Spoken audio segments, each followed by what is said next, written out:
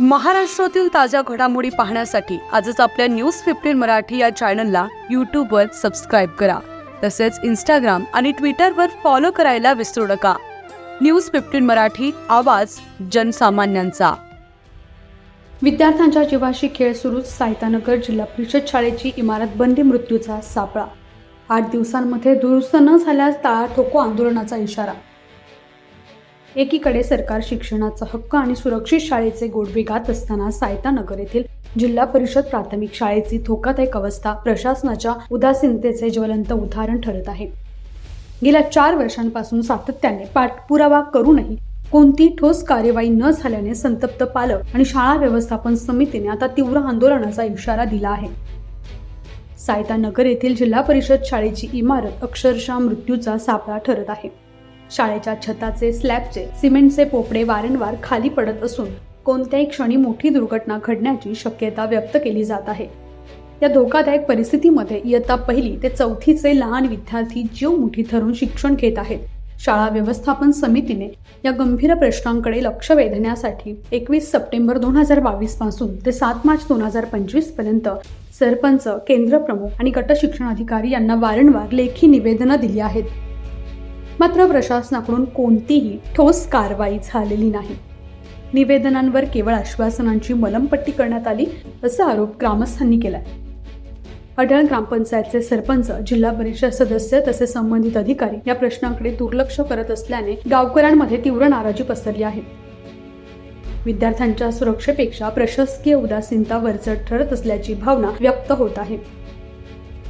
गेल्या 3-4 वर्षांच्या सातत्यपूर्ण पाठपुराव्यानंतर आता पालकांचा संयम सुटला आहे. शाळा व्यवस्थापन समितीने प्रशासनाला स्पष्ट इशारा दिला आहे की येत्या 8 दिवसांमध्ये शाळेच्या इमारतीची तातडीने दुरुस्ती अथवा पर्यायी सुरक्षा व्यवस्था न केल्यास साहित्यानगर जिल्हा परिषद प्राथमिक शाळेला कुलूप ठोकण्यात येईल. या निर्णयामुळे विद्यार्थ्यांचं होणारे शैक्षणिक नुकसान पूर्णतः प्रशासनाच्या माथी मारलं जाईल असंही समितीने ठणकावून सांगितलंय. आता प्रशासन या इशाऱ्याची कितपत दखल घेतं आणि विद्यार्थ्यांच्या सुरक्षेसाठी किती तत्परतेने पावले उचलते याकडे सर्वांचे लक्ष लागले आहे.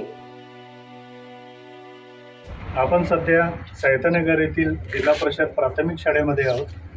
आपल्यासोबत शाळेचे अध्यक्ष आहेत. येथील शाळेची खूप बिकट परिस्थिती आहे.